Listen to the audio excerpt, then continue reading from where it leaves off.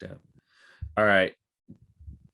Welcome, everyone. Welcome back to another monthly recap of the WTA Tour with our WTA Insider, our very own Tweener Head Tennis. You're a Tweener Head now. I have to say that. You're a part of the Tweener Head team. Just saying it out loud probably just makes you uncomfortable. But welcome. I'm a tweener. I went from Tweener Head. I was in between, and now I'm officially a tweener. So it's an honor. The last one you were in between, and now you're a tweener. Yeah. Well, our own WTA Insider, David Kane, is here to join us. And since we last spoke, and I have to apologize in advance because of our last video we shot, 6 hours later after I posted this, Barty decided to retire at the age of 25. So there's that. So I wanted to formally apologize to those of you that were watching that video and wondering, how come you didn't cover this? Well, because it happened immediately after we posted it. So that's great. Listen, but it's a video I stand by. I made a lot of salient points. I did not predict Barty dominance in the clay court swing, and so far I've been proven right. So you have, because it's worth revisiting. She is nowhere to be found. Nowhere to be found. Exactly, except for winning golf tournaments in Australia. That Tweener Head synergy right there. I hate everything. But since we last talked, the last tournament we covered was Indian Wells that Swiatek has won and kind of taken over for Barty's dominance, I guess, because she's won up until this point before pulling out of Madrid, correct? Yeah, no, she finally decided to let after the draw was made. After the draw was made, she pulled out. Yeah. But she won 4 consecutive titles. Let's just start from Miami. What were your thoughts about Miami? I think in general, I think it's fascinating because in some ways, the more things change, the more things stay the same and vice versa, because yes, we still have a dominant number one. We had a dominant number one before Barty retired, and we have another dominant number one since she retired in Iga Swiatek replacing her. But at the same time, for large swaths of these last couple of weeks, the field has really stepped up to the plate. We've seen some really competitive semifinals and finals from top 10 players that we were not seeing from these big tournaments during the Barty era. I mean, we had, a Miami final between the top four seeds, Iga and Maria Sakkari. Sakkari had to beat defending champion Paula Badosa in the semifinal. This is a run that Iga has been able to put together up against the best players in the game. And Iga had to play Simona Halep in the other semifinal. I mean, it was a really electric, you know what I'm talking about, Indian Wells. I'm very sorry. I know you are. Because I'm looking at the draw in front of me. I'm like, it's Bencic, Osaka, Pegula, and Swiatek. Yeah. How did that happen? Because it was the first tournament without Barty, but it was not the first tournament after Barty retired. But in the aftermath of the Barty retirement, it's been a long month. If we could just get that off the top. Yeah, to go back to Miami feels like I need a freaking time machine. But in any case, in Miami, I mean, it was really just a coronation for Iga Swiatek to cap off that sunshine double, and across the net having Naomi Osaka have a really amazing resurgent run, conquer, nemesis Belinda Bencic in a really competitive 3-set semifinal. Maybe not this, in some ways a solid, maybe not the same star power that we got from Indian Wells, but in other ways we did. I mean, it was like the rankings were different. It was different rankings, but different personalities. And so I think all of which to say, I mean, Miami was a great tournament. I mean, I think Iga really just threw down and continued to throw down at every tournament thereafter and every match that she's played. Well, while I move this out of the way, for me, the whole, and one thing I wanted to point out from that tournament, besides Osaka getting back to a final, which she definitely deserves, and we've been waiting for that for a while, Danielle Collins kind of showed that she could play again and making that quarterfinals. Am I keeping you from something? No, I'm not. It was nice to see Pegula still showing that she's one of the better Americans on tour. Badosa now has, I think, caught everyone's eye, and everyone now is on the Badosa train, in my opinion, from what I've seen, because after Miami, I think every media outlet, sponsor started looking at her as the new, and ironically, it's her idol, but the new Sharapova, at least in my mind. So, I mean, I think going back to, Danielle Collins, it was great to see her, get a good run. She was someone who I think was struggling with a bit of confidence after the Australian Open, gets a good run to the quarters, really gets blown off the court, unfortunately, by Naomi Osaka, who really ended the hard court swing as well as she possibly could have, short of beating Iga in the final. I mean, it's weird to go back to the hard courts when we think of Badosa now, because I feel like Badosa's in a similar situation that I seem to recall Simona Halep being in, sort of at the start of her career, where Simona really broke through on clay, was known as sort of this clay court player.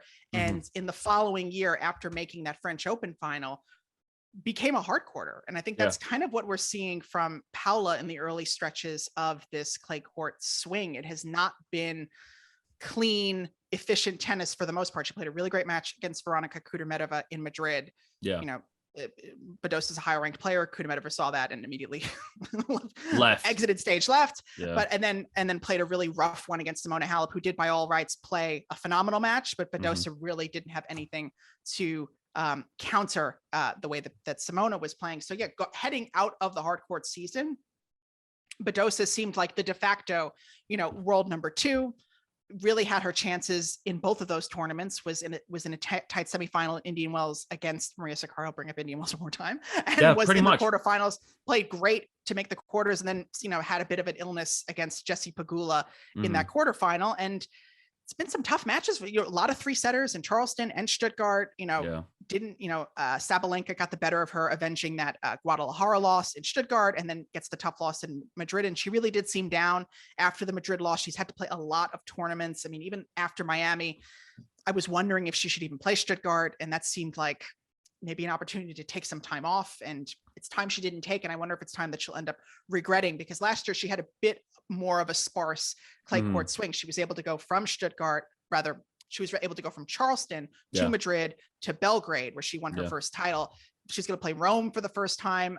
I doubt she'll go play I doubt she'll play the week before Roland Garros this year, even though she is defending, 250 title points. But I mean, all eyes are on her in terms of the French Open and what she can do to better what she did last year, making the quarterfinals. Because, you look at that draw and the way everything turned out, she very easily could be the reigning Roland Garros champion, if not for that loss to Damaris Zidansek. So all of which to say, it's two very different Badosas, from the Badosa from Miami to the Badosa now. And the good news is she's got great technique. She's got a solid head on her shoulders. She could very easily turn this around, but right now it's tough to compare the two from Miami to now, for sure. I totally agree. And even you have been getting mixed up with Miami and Indian Wells. So we're going to move on from that. So that way we're on a farther timeline away. And the other tournaments that we wanted to bring up, what's the next one? Charleston. Let's talk about Charleston, because Charleston, Belinda Bencic finds herself winning another title.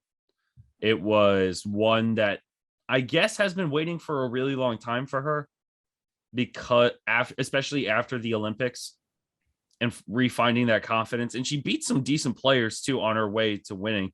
Beat Badosa in that 3-setter, beat Alexandrova, and then beat Ons Jabeur after that resurgence in the second set, which was huge for her, because I think a lot of people liked watching Jabeur play on clay because of that slice and kind of having that, and I can't believe I'm saying this, Barty-esque style that doesn't exist on tour anymore, apparently.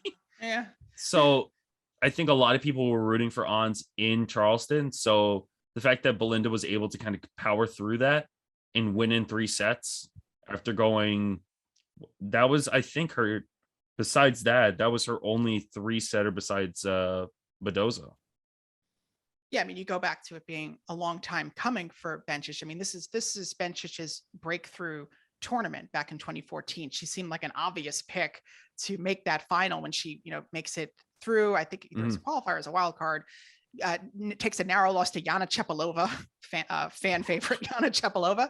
Sure. And it really seemed like the obvious pick to, make that big breakthrough, especially given what was happening in that time of the year. She was fresh off of her junior slams in 2013. And even though she did win Roland Garros as a junior, in subsequent years, she hasn't been the most comfortable or natural clay quarter. I mean, I don't think you can find a better contrast in terms of, clay comfort with Bencic and Ons Jabeur, who's so natural and is so much of a improviser on court, and Bencic could be a lot more workmanlike, a lot more mechanical, and that doesn't always translate to clay. So it's certainly a confidence building result for, at the same time, it's hard to take a ton of stock onto the green clay with Charleston. I mean, we saw Jabeur and Bencic play today, and Jabeur got the better of her again in 3 sets, but the red clay maybe is slightly different. But then again, the clay court season is always notoriously tough to prognosticate because the warm-up tournaments are played on vastly different surfaces from week to week. You start from green clay to indoor red clay in Stuttgart to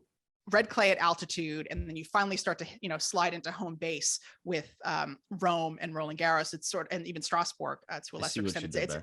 It's a bit of a contrast to what the ATP does when they start in Monte Carlo, where it really feels like Roland Garros light and kind of running the gamut. So it really feels like this next week and a half is going to be most instructive in terms of who is looking like the most likely Roland Garros favorite. But again, it was an emotional win for Bencic, and hopefully she's able to feel a bit more confident after having some long haul COVID symptoms at the end of last year into this year, and dealing with the aftermath of winning the Olympics. So yeah, it was a great week for her.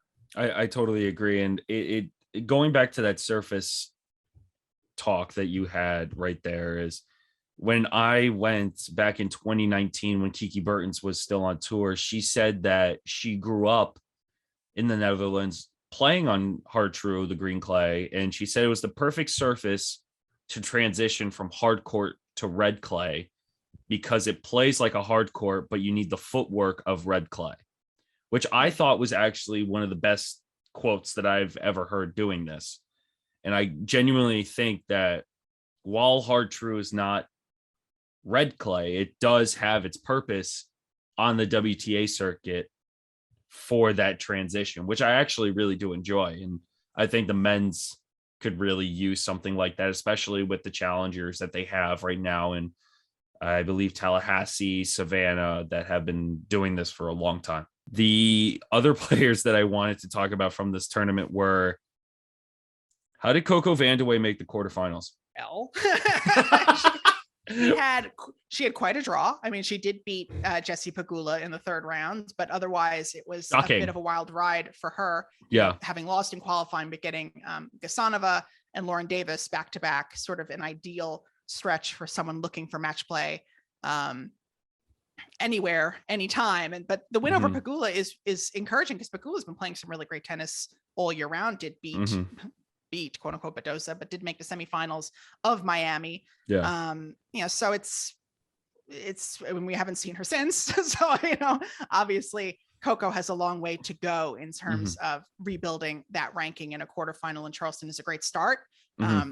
She probably would have loved to have gone even farther. I mean, to bank as many points as humanly possible, but really, ran into the Amanda Anisimova buzzsaw, which was in action again in Madrid today against Vika Azarenka. Was up 6-1, 5-1 before eventually, figuring that one out in straight sets. I mean, when Amanda is playing her best, is really one of the players to watch, and is a former French Open semifinalist. So it is as much one to watch heading into Roland Garros as anybody else. But yeah, it was a bit of a blast from the past. See Coco Vandeway in that Coco, deep, the original Coco. Exactly. It was interesting to me though how Anisimova is still kind of on that cusp of she's having a good year, but not having a great year, at least in my eyes. And now having Darren Cahill be full-time on her team, which is kind of funny how Mouratoglou went to Serena, now Cahill. Mouratoglou went to Halep, left Serena, went to Halep, and now Darren Cahill left Halep and is now with Anisimova. Well, he left in Indian Wells. We have to go back to Indian Wells one more time. He left. Did he really? Donut, you're so stupid. Some mental health struggles and left in the middle of that tournament. And subsequent to that, Anisimova was playing Leylah Fernandez and retired when she was serving for the match, got broken, was feeling sick, left the court. It was really You should have been there. It was Where the fuck have I been? it's quite a week for Amanda Anisimova. What a how come our theme is going back a month rather than just staying here? I think we got to do this weekly because I think it's a rough one going all the way back. It's been going great, guys. It's been going great. But to your point about Anisimova, I mean, she's sort of like a Kudermet of a plus. I mean, we've sort of a player who's winning a lot of matches, beating a lot of players that she's supposed to beat, and maybe having just a little bit more success winning the matches she's not supposed to. And she's someone who has, unlike Kudermetova, proven herself on a major stage. You know, beat Simona Halep at the French Open to make the semifinals. Had as good a chance as Barty to win that French Open in 2019. I mean, think about a sliding doors moment. I mean, had Anisimova been able to hold Barty off in that semifinal, Barty not even really thinking she should have been that deep at a clay court major and at the deepest she'd ever been. And, you know, Amanda gets nervous, gets tentative, as is sometimes her way. I mean, she did certainly get tentative at the US Open against Karolina Pliskova when she had her on the ropes on Arthur Ashe Stadium. So that's sort of the final frontier for Amanda, but, you know, clean game. Seems like it's coming together with or without Taryn Cahill. Yeah, and she's still alive in Madrid. So and plays Alexandrova next. So that's certainly an opportunity for her. After beating Azarenka today, as we're recording this, who knows what's going to change in 4 hours. Next, besides Charleston, we had a 250 event in Colombia where Tatiana Maria, after giving birth to her second child. You don't want to just cut this segment because it's more embarrassing for me because I've been a hitting partner for her in New Haven, so that's even more embarrassing for me. I think it's only her second child, and I think I think it's her first. It's certainly her first since having her most recent child winning this. Yes, so we'll go with that statement. The accolade we can lean on. Well, what's crazy to me is that Maria Rosario was the 1 seed and ended up losing in the semifinals to a woman that I grew up with in the same club, Laura Pigossi, who won the bronze medal in the women's Olympics for doubles with fellow Brazilian Luisa Stefani. And to be honest, I thought Tatiana Maria was going to lose this, but at the same time, it's nice to see that she's found some form, I would say, after kind of being in that limbo stage of after we're coming back onto tour. No, I mean, I think she's certainly the first player in the modern era to win titles with multiple, to have multiple comebacks from maternity leave and now have multiple titles. I mean, I think that's pretty impressive. And I think it's really, for someone who had certainly achieved a certain level in all stages of her career, so has seemed to kind of consistently hit that level, make it back and hit it. This is certainly towards the peak of what she could possibly ask for. So it's, I think she was definitely really emotional when she won the title. And it was certainly surprising coming from qualifying to do it. I definitely thought that Camille Osorio was going to defend her title, especially when she made it into the semifinals, has been so confident playing at home. But yeah, it was really a great one for Tatiana Maria for sure.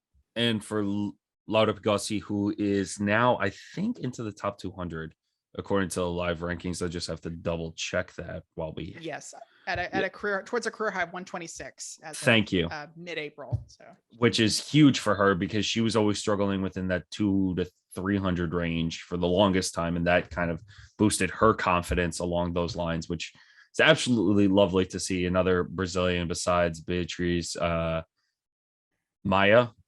Haddad Maia, who's actually had some good wins. She beat Pliskova in Cincinnati in 2019. She definitely beat her at Indian Wells last fall. It was even better because I think Pliskova was she might have been the top seed. Again, we're going back. We're going back to Indian Wells, and nothing goes back when nothing's good. Nothing's good when we go back that far. What was next? Stuttgart? After that? Gosh. I guess probably Stuttgart and Istanbul were last Let's week. Go. We should have a better handle on these ones. You would think with the amount of tennis that we watch combined, we would know what the fuck we're talking about. But here we are. Istanbul is first. 2 Russians make the final, Potapova and Kudermetova. Potapova actually winning that as a qualifier as well, 6-3, 6-1 in the final. decent competition as well in this draw, from Teichmann to Cirstea to Tormo. Potapova, for me, is surprising coming out of that as the victor. What do you think? Yeah, for sure. I mean, it's a shame it was only a 250. It felt like maybe a little bit close. It was edging closer to 500 level in terms of the opponents that Nastia had to beat to win that title. I mean, from Sorribes, Putintseva, and Kudermetova back to back to back. I mean, Kudermetova, for my somewhat, for all my doubts of where her ceiling is, she certainly was one I expected to win that final. It seemed like an obvious one for her to win, and for Potapova to continue her momentum and play her tennis and win that title, and then go to qualifying in Madrid and get 2 more really solid wins and make the main draw. That was almost even more impressive to me, because Potapova can be so streaky, but the fact that she was able to string together these matches, finally win a title. I mean, she came so close in 2018 when she played the final against Olga Danilovic, which was the first all 2000s born. A lot of asterisks there. It was the first final between 2 players who were born after the year 2000 to play a final against one another. The future was now in 2018 in Moscow River, and she did not end up winning that title. Danilovic ended up winning it, and she came so close. Olga won that. That's as a lucky loser. I spoke to her after she won over the Must phone. be nice. Very personable. Yeah. She is. She's a very nice person. Very great. But I was pleased as punch for Potapova, because I've been talking to her since she was a junior. A great personality. Sort of the last holdout of that Anisimova, Yastremska generation of someone who just has certainly competed with all those girls very well, but has not reached that kind of success yet. And as a player who can play on all surfaces, so she's really got, the sky continues to be the limit for Potapova. And so the fact that she's finally won her first title, I was very happy for her. I'm curious to know, and I wonder if you have a comparison for this. It's that middle ground, right? It's not for the men, it's not the Tsitsipas, Zverev kind of era. It's between that and the Alcaraz era, I guess, or the Alcaraz Sinner era. It's like between those two. And then there's those in between. It's that kind of generation, the in between of Anisimova, Potapova, Yastremska. Do you see what I'm getting at? It's like that comparison of who would they compare to on the men's tour in that category. That's interesting. Yeah, because it really is right now. It's guys in their solidly mid 20s against guys who are now between 18 and 20. And that was very much what Anisimova, Yastremska, and Potapova were like 2 years ago. Exactly. They're no longer in that position. Yeah, it's the ATP. It's a very weird gap right now, where it almost feels like the guys in their mid 20s are old news. I mean, like you're seeing these teenagers. I mean, Taylor Fritz is 20 years. Is he 20 years old? No, he's older. He's 24. Somebody 23. Alcaraz, Sinner, Holger Rune just won his first title in Munich. 18. I mean, this is just turned 18 during the tournament too, which is even crazier. Yeah, turned 19. Yeah, because he beat Zverev. Of course, he beats Zverev, and then he turned, which I'm very happy about. I'm very happy that he beat Zverev. Yeah, it was a great week for him, and I mean, I know he's gotten a lot of crap on Twitter because he did let out some homophobic slurs during a challenger last year. But I am someone who, as a fellow mama's boy, I can tell you, I watched Holger play qualifying at the US Open last summer, and it was, 150 degrees, and there was no people on site because they weren't opening qualifying to the fans. And Holger's mom was like the only one there, trying to keep like herself just a little bit in the shade because it was so hot, and she was there supporting her son. And I don't want to get emotional about it, but in that moment, I really saw the two of them, and I was I've always kind of had a soft spot for him in spite of sort of the blowback that he got that summer over. That's fair. Hopefully a mistake, and that we won't see again from him. We've certainly seen definitely a mistake, and we're moving on from that. The last one before, and we're currently filming this during Madrid, so Madrid will be a part of, I guess, next month's, because sure, maybe we should meet again next week and talk about even Madrid. if we fucking remember that. But there were a couple storylines from Stuttgart. There was Raducanu, who recently announced after Stuttgart that she was splitting from her coach. Sabalenka making a final again. Andreescu's back, playing actually decently, won her match today in Madrid as well. And Badoza again making a semifinal, and Swiatek obviously taking the title. What were Stuttgart very much lived up to the Thunderdome status, and it's sort of emblematic of what I was building up to when we first got on this call, and I had this long screed about how this sort of post-Barty era is seemingly a bit more contentious amongst the top players. It is not Barty against everybody else. It is Iga against a smaller cohort of players, be it your Sabalenkas, Badosas, Sakaris, potentially Osaka, Andreescu. You know, it's a smaller. If they find that, yeah. But at least we're dealing with top 10 quality players. Again, Halep, you know, not top 20 yet, but it was a really heartening week, and particularly from Emma Raducanu to string together those matches. And despite splitting with belts, I was not very confident that was a great decision in the short term. I think you know that. And then she comes to Madrid and strung together 2 matches in Madrid. And I think we're seeing what Emma can potentially do on clay. You know, the slightly slower bounce, I think, is giving her an extra beat, whether that's especially for her swings.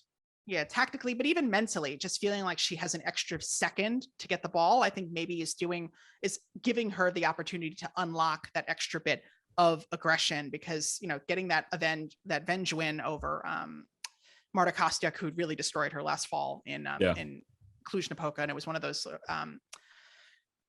those landmark matches where you felt, oh God, this player just won a Grand Slam and is maybe not handling it as well as we would like, you know. Absolutely. Coming to all these tournaments and not winning matches. So the fact that she has finally turned things around and has achieved a bit of equilibrium is a massive success. And not only did she make the quarterfinals in Stuttgart, but played 2 pretty competitive sets against Iga Swiatek. It was not, you know, an Australia situation where she plays Rybakina and has trouble winning points. I mean, she was at least competitive, and was competitive against the most dominant player in the game. So, I mean, I think that was a really solid, encouraging week for her. I think Emma has talked about just wanting to get that mileage, and she's getting it now. So I think maybe we can finally take sort of the major alarm bells off the table heading into Roland Garros and Wimbledon. If she can at least finish this clay court season par to what she's been able to do in Stuttgart and Madrid, I feel like that would be a smashing success.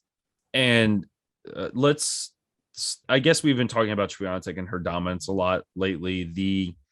Let's focus on another US Open champion with Andreescu. And what did you see from her in her comeback? Because she took she took Sabalenka to 3 sets, which was a decent performance against the core 3 now of the WTA. It's good. Yeah, I mean, I was a little surprised, I guess, because Sabalenka has been so up and down. The fact that Sabalenka was able to figure out that match almost spoke more to what Arena was able to do with that surface than ultimately make the final. It wasn't necessarily something where I felt that it was, you know, when Sabalenka plays these days, it's very much up to her whether she wins or loses, it feels, based on the serve, based on her confidence. But it was a solid performance from Andreescu, who has managed to take that, more importantly, into Madrid, where she gets the 3-set win over Ali Risk, and then drops only 2 games to Danielle Collins, and is very much still alive in Madrid. I mean, I think that the Andreescu story is very much still being written. So I think that that's encouraging, because she's been very much a missing part of this WTA tapestry. I mean, when you look at the 2019-2020 champions, it was Barty, it was Halep, it was Andreescu, it was Kane. And most of those players, other than Barty, were not playing for large swaths of 2020 and 2021.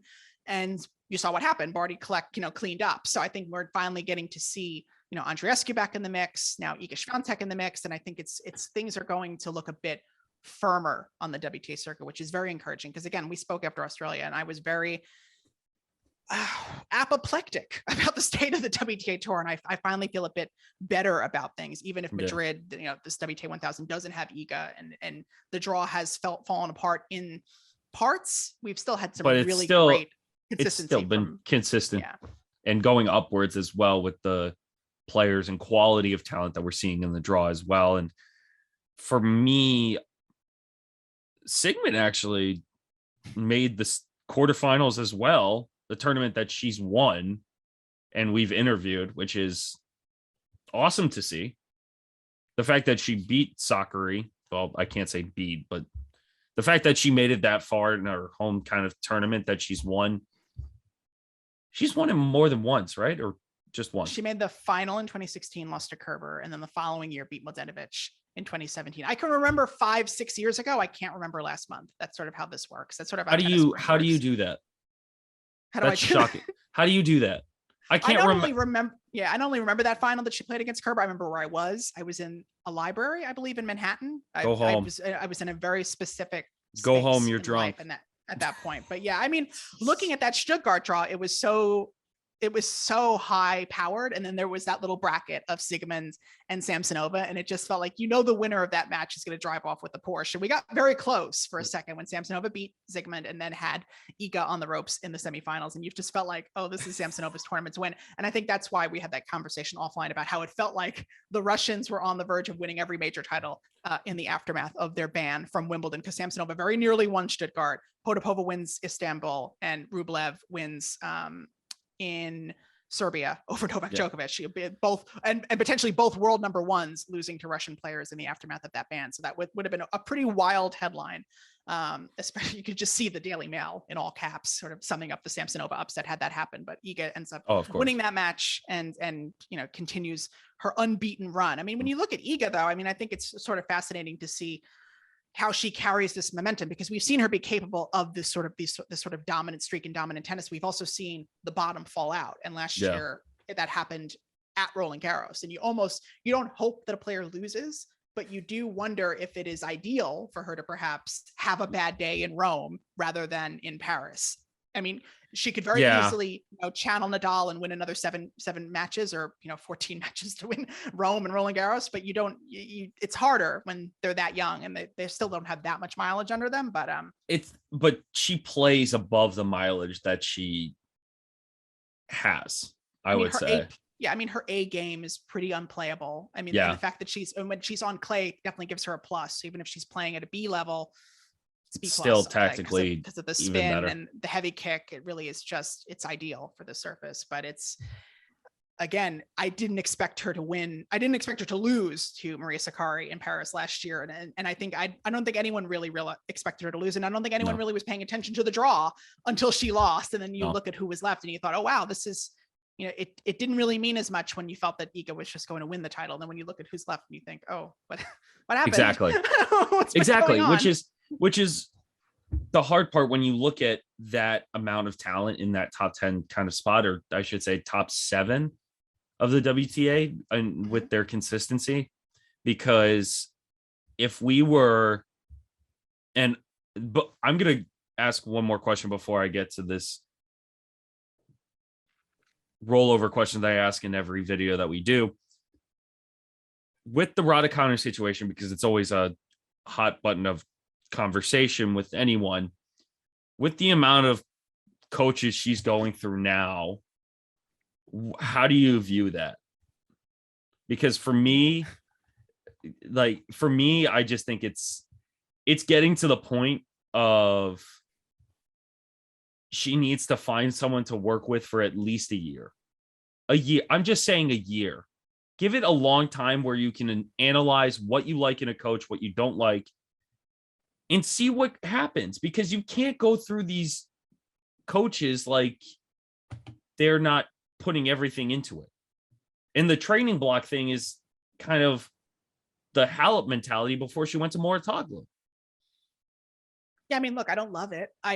No one does. Who watches tennis and wants to see consistency and stability, I do get annoyed when I feel unnecessary coaching switches happen. I get annoyed when doubles partners split up and when they're having good results or they've just had a bad patch. I want to see stability in the sport that I'm dedicating so much of my time and energy to. I think with Emma, you're in a situation where she won the biggest title, potentially the biggest title ever of her career, in this sort of influx situation. It wasn't where she'd won it with a coach that she was feeling great about and had built all this momentum with. This was sort of a temporary arrangement by her accounts when she won the US Open. So I think when you do that under those circumstances, you don't necessarily put a ton of stock into who is coaching you or what kind of coaching arrangement you have. You feel like, well, listen, at the end of the day, I still did this, with whatever I was able to find, I just need someone maybe. And she's talked about, just wanting to hit with the other players on the WTA, just not having that sort of in-person experience. And the girls on the tour do talk about that, the importance of how they all practice together. They all know each other's games. And that is something that could potentially help Emma. At the same time, specifically for Raducanu, someone who has seemed to have struggled perhaps with anxiety, in her Wimbledon defeat to Ayla Tomljanovic last summer, I would think that you would want to create as stable a bubble as possible. It seemed like as good a decision as any to partner with Torben Beltz. Yeah.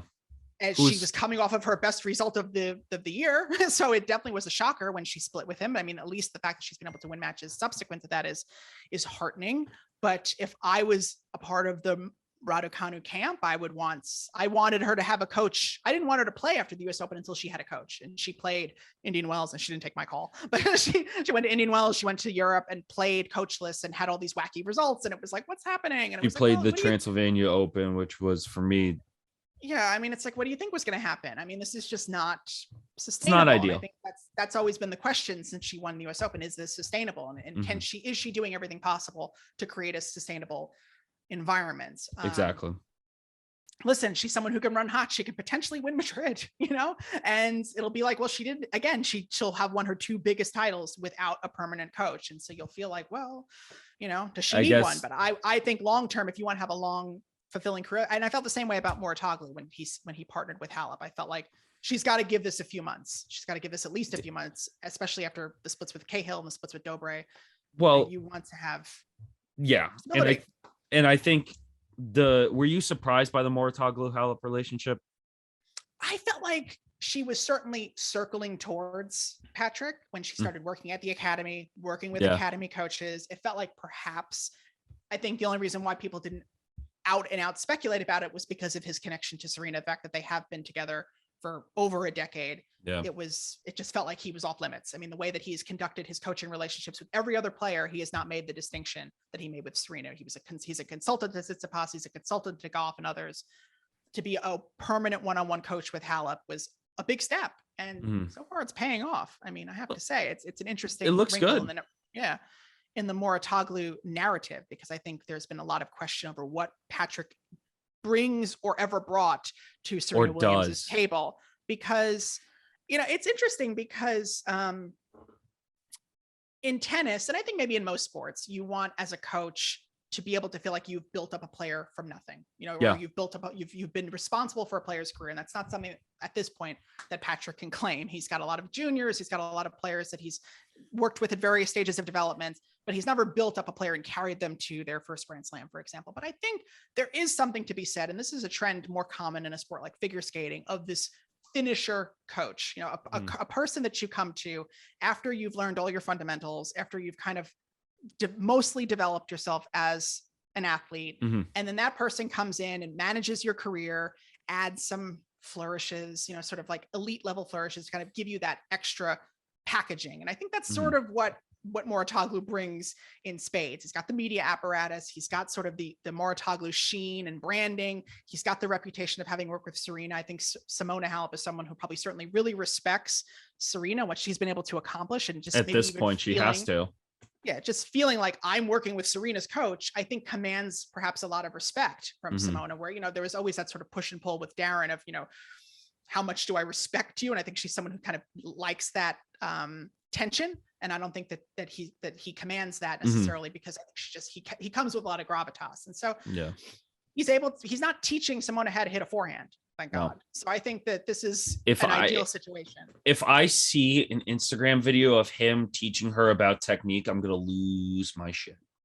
I mean, you might. I think it'll be promotional. I don't think it's going to be instructive. I think it's going to be the kind of thing where, I think it's very possible she's very much a part of the Mouratoglou apparatus. Well, now she is. She can't escape it. Now she's involved, just like his videos of Tsitsipas training and Coco Gauff sitting in her box when she makes a quarterfinal or better. I mean, but unlike Tsitsipas and Gauff, Halep has Grand Slam. She's been number one. Yeah. Who just needs sort of someone at the helm and someone who keep the trains running on time. If he's able to pull this off with Halep, there is something very much to be said about what Mouratoglou can bring to a specific subset of players. And if you are a former Grand Slam champion, maybe you are someone who considers Mouratoglou in the future. Maybe it does differentiate what exactly he brings, because it's not nothing. If he's able to bring Simona to slams, after having brought Serena to slams, then it proves definitively it wasn't just a Serena situation. It's the way that he's able to work with a certain kind of player. So I'm a bit optimistic about what he's able to do, just based on the way she's been able to play this week in Madrid. I mean, she's been killing everybody. I think that's a really good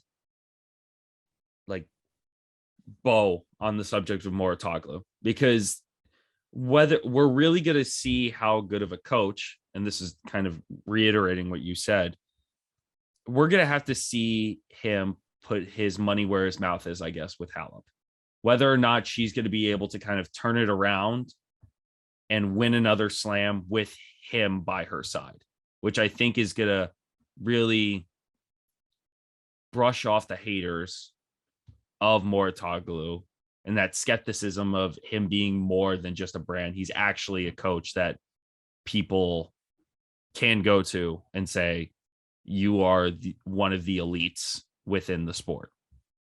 Yeah. And the question is, what has all that experience with Serena, working with her one-on-one? What can he now do with other players now that he's not working with Serena? I mean, you do wonder what he was limited in terms of what he could share, what experience he can bring if he's working specific, if his main focus was Serena for all those years. We'll never really know, because Serena's so private and Patrick is his own, the other way around, brands. Yeah. It's, but again, for someone like Halep, who hasn't really been on tour for the last year and a half because of injuries and various other reasons, you know, Patrick is a constant fixture at every tournament. Yeah. He knows all these players. He's worked with a lot of them. So, I mean, even he's worked with Coco. So I would imagine that was certainly helpful for Simona to get that sort of scouting report, having not played Coco since Wimbledon, probably when she won the title in 2019. So Halep, you're speaking of, right? Yeah. I mean, everything is always, not everything is as it seems, I guess, in tennis. You know, I think we want things to be a bit clearer, but if he's able to sort of magic her to a Grand Slam title, I think the conversation around him will have to change for a lot of people, who, including myself at certain points, who maybe have had different conversations about the Patrick effect. Okay. I like that. And the final question, and something we always wrap up with, has your end of the year top 10 rankings changed? I don't think I had an end of the year top 10 rankings from last time. I don't think we did, but I mean, right now as I speak, Muguruza is still in the top 10, which is something that we both agreed were borderline. Do you have it up, or do you want me to wait? I will pull it up. Yeah, I'll give you a second. So that way, current top 10. I'm here. Okay. Swiatek's 1, Krejcikova's 2, Badoza 3, Sakari 4, Kontaveit 5, Pliskova 6, Sabalenka 7, Collins 8, Muguruza 9, Jabeur 10. You first. What do I think? I mean, this is always a hard question when you ask me, because it's just to pick 10 players randomly. I mean, it's speculation. Yeah. It's speculation with everything. Looking at the top 20, I would imagine Halep is probably going to be in the top 10 at the rate that she's going. Okay. And she's really the only one of the currents. I mean, and perhaps Bencic. I mean, those are probably the two players who are probably most likely to do 10. enough to make the top 10 based on what they've proven capable of doing, what they've done this year, which would then eliminate who is least likely of this top 10 to stay there. I would probably say Muguruza. And yes, I mean, either maybe Pliskova probably right now. Pliskova and Muguruza are probably the most vulnerable, or Danielle Collins. Okay. Danielle Collins doesn't have a lot to defend. No, because I was going to say the same thing in terms of the 10 that we see right now. I would have said Jabeur is probably gonna. I think if you were to take out Pliskova, Collins, and Muguruza, you would move. I would move Sabalenka up to 6, Jabeur 7,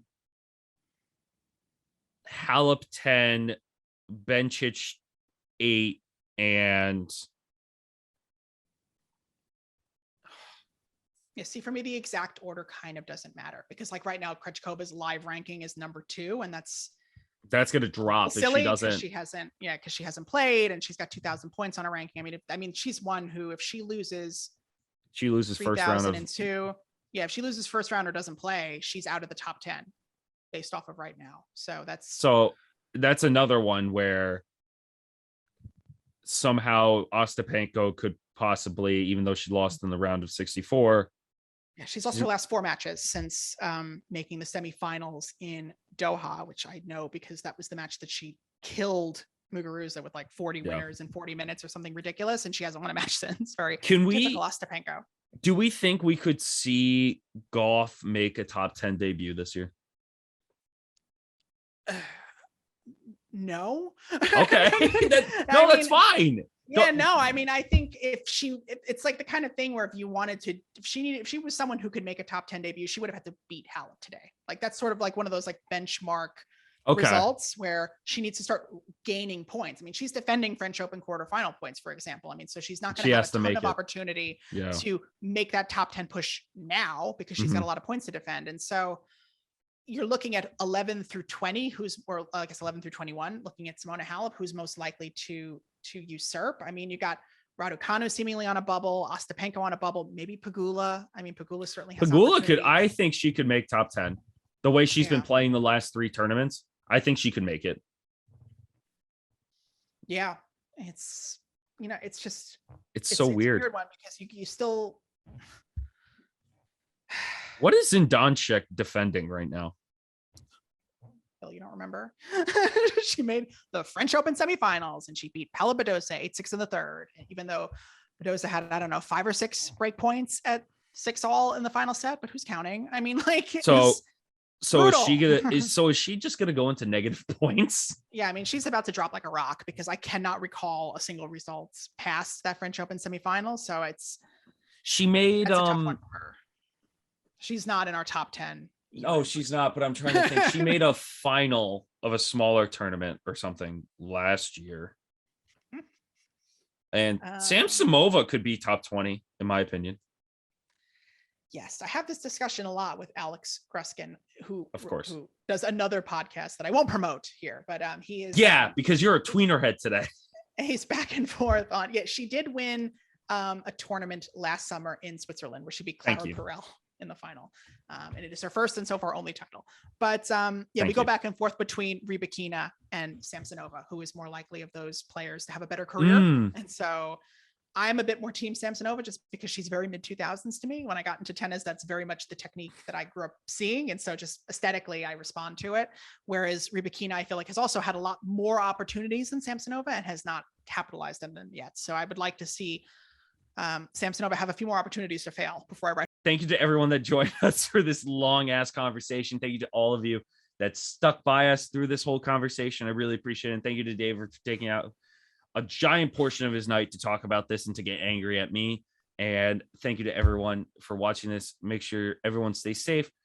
And I hope to see you guys in the next one. Make sure to go follow David on Twitter at DK Tennis on Twitter. He's verified. Make sure to go follow him.